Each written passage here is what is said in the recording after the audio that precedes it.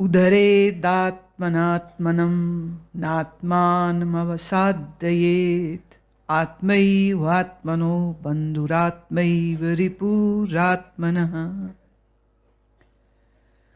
उद्रेदात्मनात्मनम, अपने ही द्वारा अपना उद्धार करो। आत्मनः, अपने द्वारा, आत्मनम, अपना आप का, उद्रेत, उद्धार करें। कौन करेगा उद्धार तुम्हारा? गुरु, ईश्वर। ये नहीं कर सकते। तू आपे फाथड़िए तनु कौन छुड़ावे?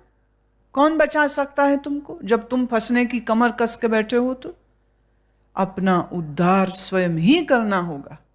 गुरु बोल बोल के थक जाएगा, एक दिन मर खप जाएगा। तेरा क्या होगा? तेरा तभी कुछ होगा जब तू अपने लिए कुछ करने के लिए संकल्पबद्ध होगा। अपने द्वारा अपना ही उद्धार करे। आत्मनम न अवसादयेत, अपने आत्मा को अधोगति में ना पहुंचावे। अपने को नीचे कौन गिराएगा? कोई और नहीं, तू ही गिराता है। दोष देता है माया पे, दोष देता है समाज पे, दोष देते हो दुनिया पे। दुनिया ने भटका दिया। याद रहे, जब तक तुम भटकना ना चाहो तुम्हें कोई नहीं भटका सकता। जब तक तुम उलझना ना चाहो तुम्हें कोई नहीं उलझा सकता। भगवान कह रहे हैं तुम अपना उद्धार भी स्वयं कर सकते हो और अपना सत्यानाश भी तुम ही स्वयं कर सकते हो। अब तुम्हारे ऊपर है, अधोगति में जाना है, उधर्व गति में जाना है। उधर्व माने ऊंचे, अधो माने नीचे। कहां जाना है तुम तय करो, तुम सोचो। क्योंकि जीवात्मा आप ही तो अपना मित्र है और आप ही अपना शत्रु है। आत्मैव आत्मनो बंधुरात्मैव रिपुरात्मनः। तुम अपने बंधु मित्र भी स्वयं हो और तुम चाहो तो अपने ही शत्रु हो सकते हो। जो आसक्ति में है वो अपना ही शत्रु है। उसे किसी दुश्मन की जरूरत नहीं, उसकी आसक्ति उसको मारेगी। जो सात्विक संकल्प वाला है वो अपना ही मित्र है, क्योंकि वो अपना उद्धार करेगा। तुम अपने ही बंधु हो सकते हो और अपने ही दुश्मन। तुम क्या करोगे? श्री कृष्ण कहते हैं ये तुम्हारे ऊपर है। मत सोचिए कि ईश्वर आपका उद्धार कर सकते हैं। Can not do anything. क्यों? उद्धार करना या अपनी हानि करना ये जीव के हाथ में है, ईश्वर के हाथ में नहीं है ना। ईश्वर पीछे श्लोकों में आ चुका है। ना ईश्वर कर्म करते हैं, ना ईश्वर कर्ता भाव को बनाते हैं, ना ईश्वर भोग की आसक्ति को बनाते हैं। ये जीव खुद ही पैदा कर लेता है। क्यों कर लेता है? अंधा है, मोह में है, ज्ञान नहीं है। इसलिए जीव के रूट में, जीव की जड़ में अज्ञान है, मोह है। इसीलिए भगवान कह रहे हैं अपना उद्धार स्वयं करो। उद्धरेदात्मनात्मनम, अपना उद्धार स्वयं करो।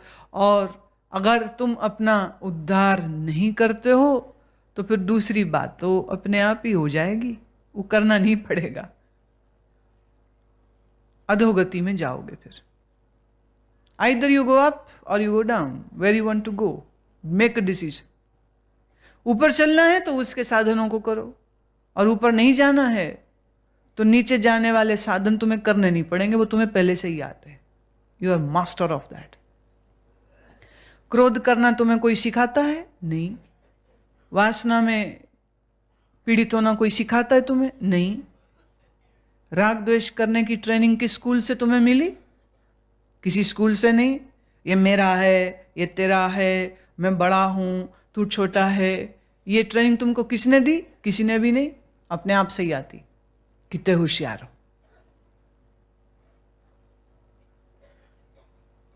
या कहूं कितने बेवकूफ हो। गिरने की ट्रेनिंग लेने की आवश्यकता नहीं, पर ऊंचे उठने के लिए ट्रेनिंग लेनी पड़ेगी। और उसी के वास्ते गुरु के संपर्क में रहना चाहिए, गुरु के सानिध्य में रहना चाहिए, क्योंकि जो मैं देखती हूं और वह ये है कि कल्याण संभव नहीं है जब तक शिष्य गुरु के सानिध्य में रहते हुए साधना न करे। जो ये सोचते हैं कि गुरु से ले लिया है ज्ञान, अब ना अपने आप ही हम सब कुछ कर लेंगे, आहा, ये बात निकली ही अहंकार से है कि हम अपने आप ही सब कुछ कर लेंगे। बीज की रक्षा, बीज को रोपने, जमीन में डालने, बीज के अंकुरित होने, उसके पेड़ बनने के इस पूरे काल में माली साथ में चाहिए। जो ये सोचता है आप ही कर लेंगे, वो पौधे बीज या तो अंकुरित नहीं होते, हो जाते हैं तो कोई जानवर, कुत्ता, बच्चा, कोई भी उसको तोड़ देगा, खा जाएगा, ये अंकुर पौधा नहीं बन पाएगा। और जो पौधा नहीं बन पाया वो पेड़ नहीं बन पाएगा।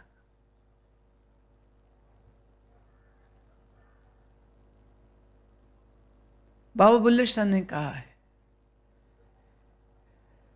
माली बाग दी राखी करदा। ऐसे ही मेरा मुर्शिद मेरे मन के बाग की राखी करता है।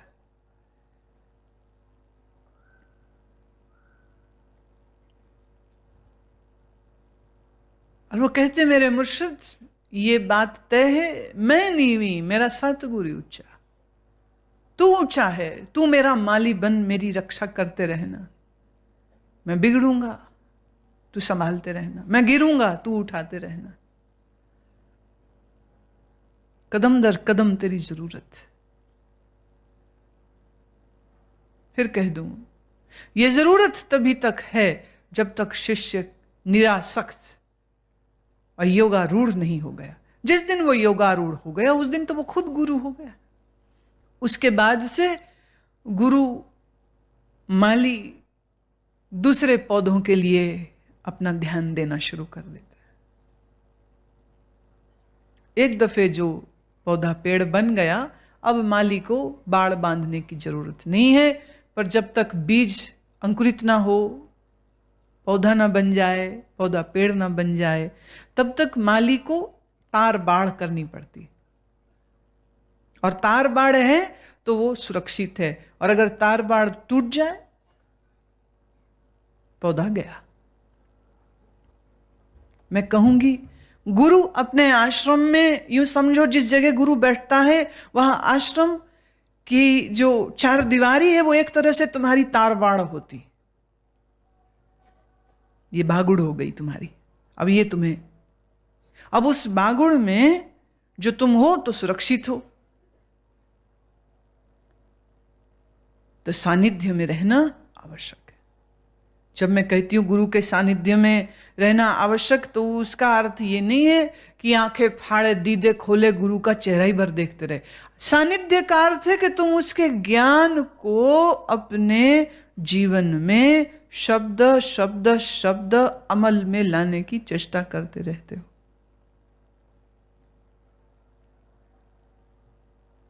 गुरु से प्रेरणा पा, गुरु से ऊर्जा पा, संकल्पवान होते रहते हो। You think, you worry about your evolution, how to get evolved. शिष्य को ये चिंता रहे और वो गुरु के सानिध्य में, गुरु की उपस्थिति में रहे। देखिए, ये जरूरी नहीं होता है कि सारे काम प्रवचनों को सुनने से हो जाते। कुछ काम शिष्य के गुरु की उस हवा में सांस लेने से हो जाते हैं जिसमें वो सांस ले रहा। कुछ काम गुरु के पास चुपचाप उपस्थित रहने से हो जाते, गुरु की आज्ञा में रहने से हो जाते, गुरु के समक्ष हाजिर होने से रह जाते। So many ways with which the master can elevate you. But that is only possible when you are present, when you are close to your master. तो शिष्य के एक साधक के अंदर ये त्वरा, ये पीड़ा, ये प्रार्थना होनी चाहिए कि मैं एक अपने गुरु को राजी रखूं, दूसरे निरंतर। गुरु राजी रहेगा कैसे? पैसा चढ़ाने से, गुरु की तारीफों के पुल बांधने से। गुरु जो कह रहा है उसको जीवन में लाने से, बस इतने से काम हो जाता है। तो ये चिंता रहनी चाहिए, ये फिक्र होनी चाहिए। ऐसा कोई कार्य न वो करे जिससे वो अपने आप को गुरु से दूर कर ले।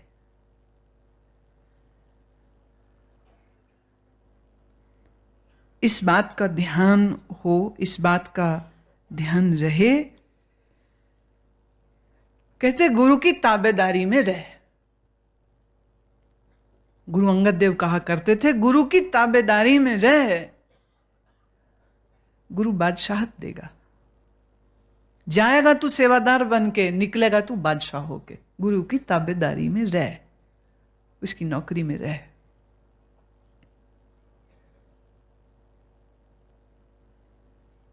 क्या करना फर्ज है, क्या करना चाहिए, क्या नहीं करना चाहिए, इस बात का ध्यान रहे, इस बात का स्मरण रहे।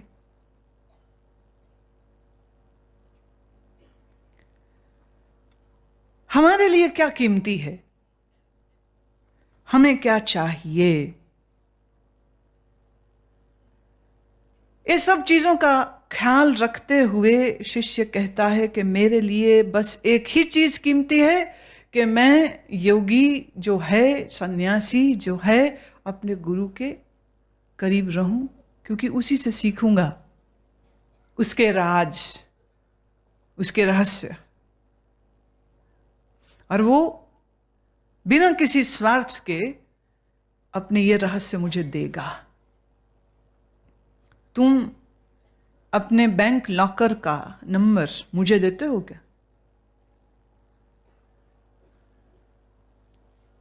तुम न दोगे, मुझे चाहिए भी नहीं। पर मान लो अगर मैंने मांग ही लिया किसी दिन, तो क्या करोगे? यह हो सकता है तुम कहोगे जी आप साथ में चलो, जरा मुंह उधर करो, मैं खोलता हूं, और फिर देख लेना, और कहीं ले मत लेना। तुम अपने धन का पता देते हो, इतना कीमती है तुम्हें धन, छुपाते हो। खूब छुपाओ, मिट्टी को छुपा के तुम्हें कुछ मिलता हो तो जरूर ले लेना। और शिष्य चाहता है कि गुरु अपने खजाने को खोल के सिर्फ दिखाया ही नहीं, उसको दे दे। क्या ये छोटी बात होगी? क्या गुरु वैसे ही दे देगा? गुरु को भी देखना पड़ता है, इसीलिए वो शिष्य की परीक्षा भी लेता है, इसीलिए वो शिष्य के साथ भी रहता है। कभी दंड, कभी दंड, कभी प्रेम, कभी दुलार, कभी तकरार, कभी इनकार।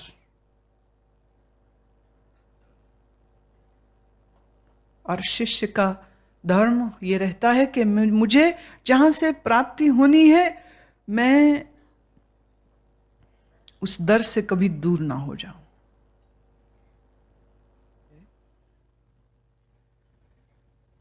बंधुरात्मात्मनस्तस्य येनामैवात्मना जितः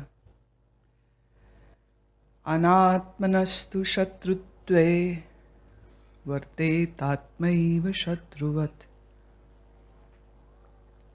उस जीवात्मा का तो वह आप ही मित्र है जिस जीवात्मा द्वारा मन और इंद्रियों सहित शरीर जीता हुआ है, और जिसके द्वारा मन और इंद्रियों सहित शरीर नहीं जीता गया, उसका वह आप ही शत्रु के सदृश शत्रुता में वर्तता है।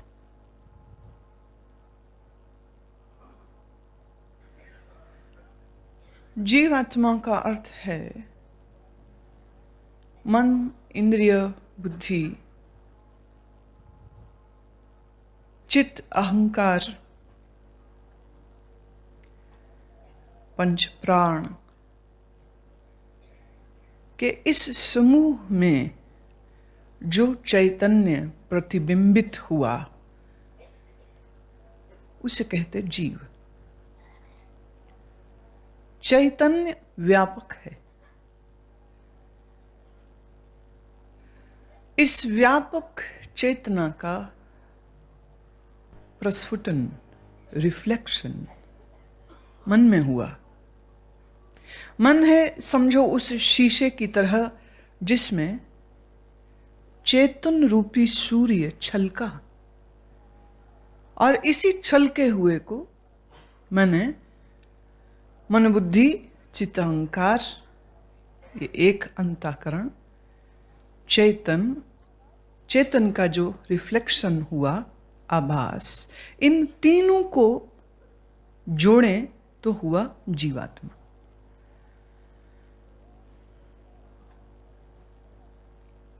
जीवात्मा को ही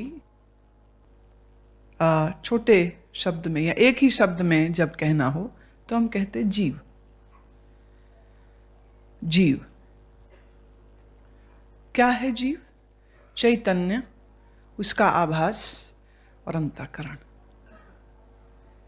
मन बुद्धि चित्त अहंकार, आभास और चेतन, इन तीनों के जोड़ को कहते जीवात्मा। श्री कृष्ण कहते हैं जिसने अपने मन इंद्रिय सहित शरीर को जीता है। देखिए, वेदांत पढ़ने सुनने वाले कह देते हैं हमें आसनों से क्या मतलब, हम तो मन साध रहे, हम शरीर क्यों साधें। और तमाम वेदांती, irrespective of which school or which Mahatma they follow, they end up being sick, dependent on their disciples, and they suffer so much. मैंने देखा ज्ञान विज्ञान वेदांत के वो प्रकांड जानकार थे, परंतु उनके शरीर अस्वस्थ, sugar, blood pressure, heart attack.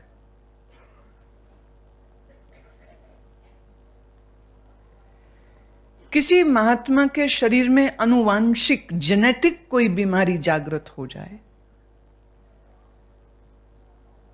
तो वो एक बिल्कुल एक्सेप्शनल केस। पर मूल रूप से मैं ये कह सकती हूं कि अधिकतर शरीर रोगी तब होता है जब कोई अनियमित, असंयमित जीवन जी रहा हो। श्री कृष्ण ने साधक की जो पहचान दी है वो पूर्व के अध्याय में वो कह चुके हैं, अधिक खाने वाला, अधिक सोने वाला, अधिक बोलने वाला साधक नहीं हो सकता। आप अपने आप को देख लीजिए। इस बार मैंने ये आदेश परामर्श नहीं दिया कि तुम लोग 5 घंटे को या दिन भर को मौन रहो। कोई किसी ने भी तुम में से मौन रखा?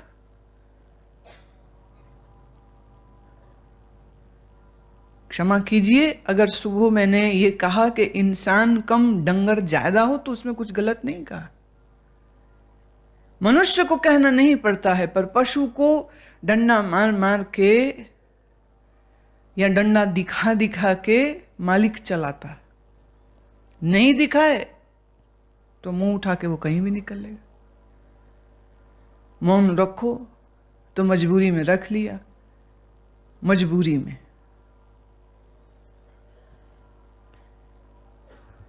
पर what can I do? And I am not going to yell. ठीक है, जो तुम्हें करना हो सो करो। हमारा काम है ये बतला देना क्या सही है और क्या गलत। उसके बाद भी कोई गलत करता है तो जिम्मेदारी उसकी, मेरी नहीं। और ये बात हर शिविर में होती। हर शिविर में अगर हम कुपित ना हो, क्रोधित ना हो, धमकाए नहीं, इमोशनली तुमको प्रेशराइज नहीं करें, तब तक तुम कभी भी शिविर में आके भी सात्विक नहीं हो पाते हो। इसे मैं बदकिस्मती कहूं कि तुम्हारा ढीठपना कहूं। भगवान ने कहा जो अधिक बोलता है, अधिक सोता है, अधिक खाता है, लिख के कहीं लगा रखो, अपने गले में पट्टी लगाओ, अपने मत्थे में लगाओ, हाथ पे लिखो, कहीं लिखो, लिख के रखो अपने सामने, ताकि जब तुम अधिक बोलो तो तुम्हें कोई तो चेताए कि तुम ठीक नहीं कर रहा है, एनर्जी, वक्त बर्बाद हो रहे हैं।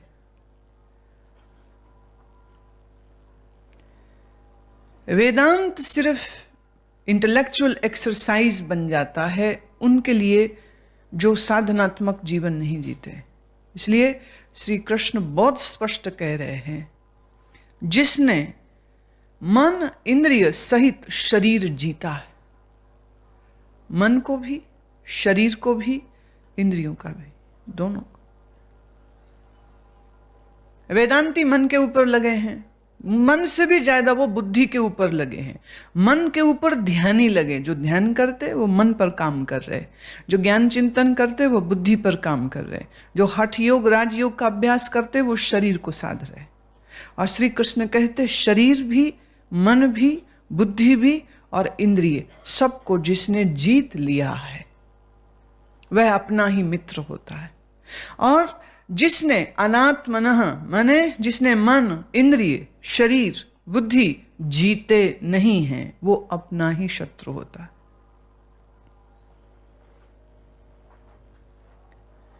इससे बड़ा और प्रमाण क्या चाहिए? अपने आप को देख लो, तुम निर्णय करो, क्या तुम अपने मित्र हो या तुम अपने शत्रु? जब तुम आंख भी बंद तब करो कि जब गुरु देख रहे हो, पता हो गुरु ने यहां से निकलना, तो आंख बंद करके बैठे।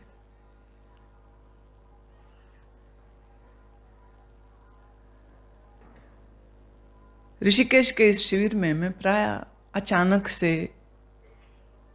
कभी अंधेरे में, कभी दिन में, चुपके से, बिना इंफॉर्मेशन अचानक से निकल आती हूं तो देखती हूं बातचीत कर रहे हैं जोर जोर से, अजीब बेहोश से चल रहे हैं, देख कहीं रहे हैं, चल कहीं रहे, और वो मेरे ठीक सामने आ रहे हैं और उन्हें पता भी नहीं है, क्योंकि वो देख कहीं और रहे हैं, ध्यान कहीं और है, शरीर कहीं और।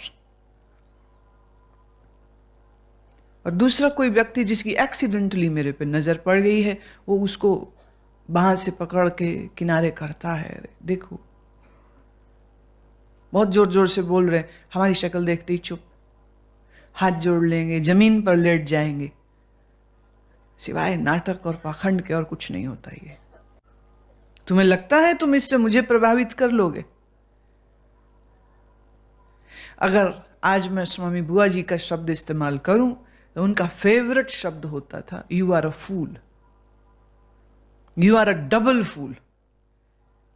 सिंगल भी नहीं कहते थे, double fool. Who is not, the one who is not honest to oneself is a fool. The one who is not sincere is a fool.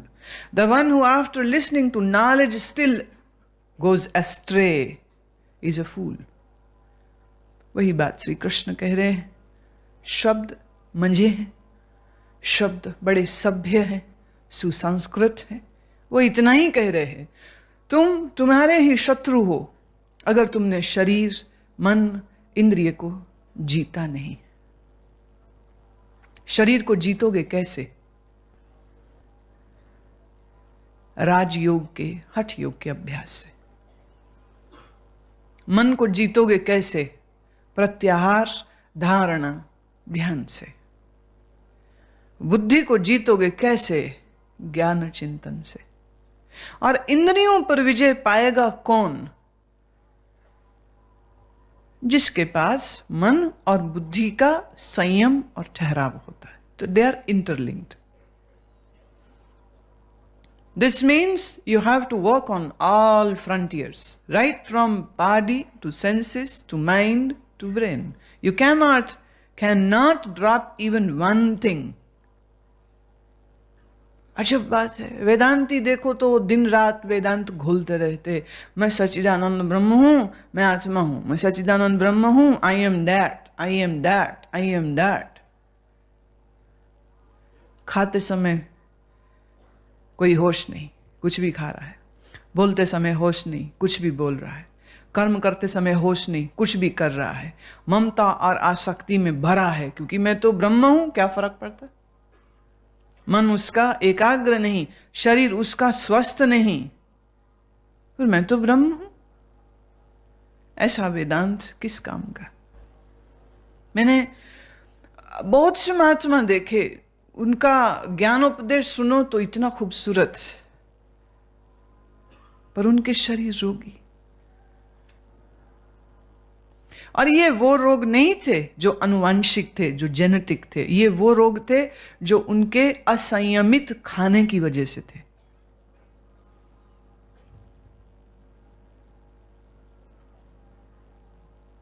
महात्मा को करुण हृदय रखना चाहिए, पर अपने भक्तों पर करुणा करते करते अपना शरीर खराब कर ले, ये तो कोई समझदारी नहीं। करुणा करनी है तो सबसे पहले अपने शरीर पर करे, और अपने शरीर पर हम करुणा इस प्रकार करते हैं, एक रात्रि समय पर सोते हैं, सुबह समय पर जगते हैं।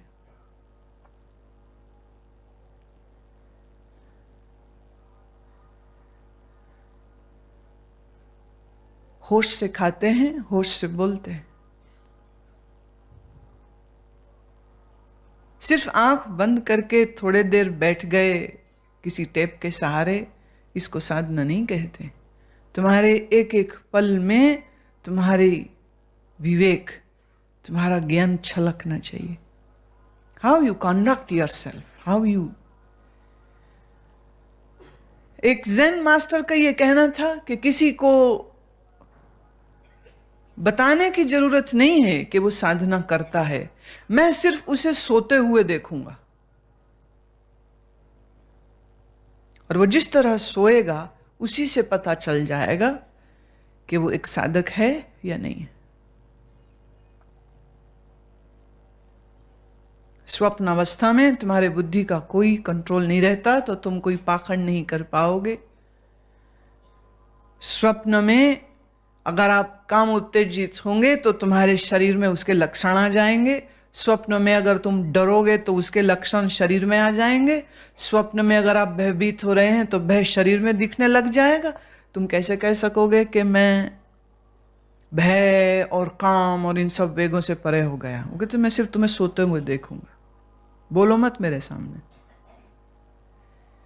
असंयमित व्यक्ति जब सोते हैं तो नींद में भी परेशान, उनके मुंह बिगड़ते रहेंगे, बाएं से दाएं, दाएं से बाएं पलटी खाते रहेंगे। ये पलटी खाना बता रहा है कि नींद गहरी नहीं है, और जिसकी नींद गहरी नहीं, इसका अर्थ वो अशांत है, तनाव में है। इसीलिए उसको REM, रैपिड आई मूवमेंट, उसकी आंख की पुतली जोर जोर से हिलती रहेगी, क्योंकि उसे स्वप्न आ रहे हैं। दिन में तो तुम झूठ बोल लोगे, बेवकूफ बनाने की कोशिश कर सकते हो, पाखंड कर सकते हो, जो तुम नहीं हो वो तुम दिखा सकते हो, पर नींद में क्या करोगे। बुद्ध के लिए कहते हैं वो एक ही करवट सोते थे और रात भर एक ही करवट में सोते थे। आनंद उनके संग रहा और उसने कभी उनको करवट बदलते हुए भी नहीं देखा। एक दिन आनंद ने पूछा, बनते, मैं जानना चाहता हूं कि आपका ये सोने का ढंग कुछ अजीब है। प्रायः सोते समय आदमी थोड़ा आड़ा टेढ़ा होता है, घुटना मोड़ता है, कोई दोनों घुटने मोड़ के छाती में लगा लेता है, कभी बाएं या दाएं होता है या कभी सीधे होता है। आप एक ही करवट में। बुद्ध ने कहा, जब मैंने अपने ऊपर काम करना शुरू किया, दिन में तो होश रहती, पर एक रात करवट बदली और करवट बदलते ही ख्याल आया कि करवट बेहोशी में बदली है। उस दिन से मैंने करवट बदलनी छोड़ दी। उस दिन से मैं एक ही करवट में सोता हूं। नींद में करवट बदली है, उसके लिए भी उन्हें दुख हो रहा कि हम कैसे बेहोश हो सकते हैं कि पता भी न चले कब बाएं से दाएं हो गए। मुझे पता होना चाहिए। देह सोती है और वो अंदर जागता है। इस जैन गुरु ने कहा, मुझे बताओ मत कि तुम क्या करते हो, मैं सिर्फ तुम्हें सोते हुए देखूंगा। और वैसे सिर्फ सोते हुए ही नहीं, तुम्हें खाते हुए देख के बताया जा सकता है तुम साधक हो या नहीं, होश में हो या नहीं। जब चलते हो तब बताया जा सकता है तुम होश में हो या नहीं, क्योंकि बेहोशी तो सब जगह छलकती। जो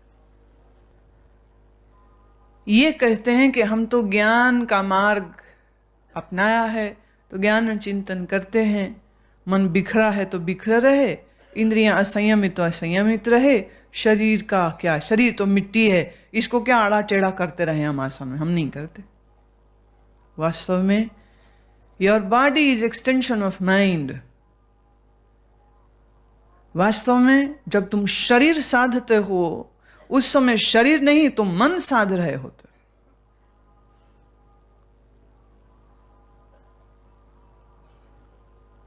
वृक्ष आसन, नटराज आसन, त्रिकोण आसन, ये वो आसन हैं जिनमें आप उस आसन में ही नहीं जा पाओगे अगर आप इम्बैलेंस्ड हैं, अगर आपका दिमाग, अगर आपका लोअर ब्रेन एक्टिव नहीं है, क्योंकि हमारा लोअर ब्रेन बैलेंसिंग को हैंडल करता है।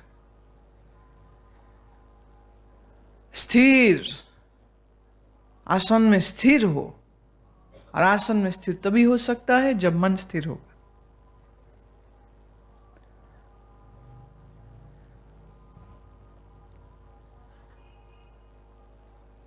भगवान कह रहे जिसने शरीर, मन और इंद्रियों को जीता है वो अपना ही मित्र है, और जिसने शरीर, मन और इंद्रियों से जो हार गए हैं, जिनका मन विजयी हो गया है, जिनकी इंद्रियां विजयी हो गई हैं, वह अपने ही शत्रु स्वयं होते।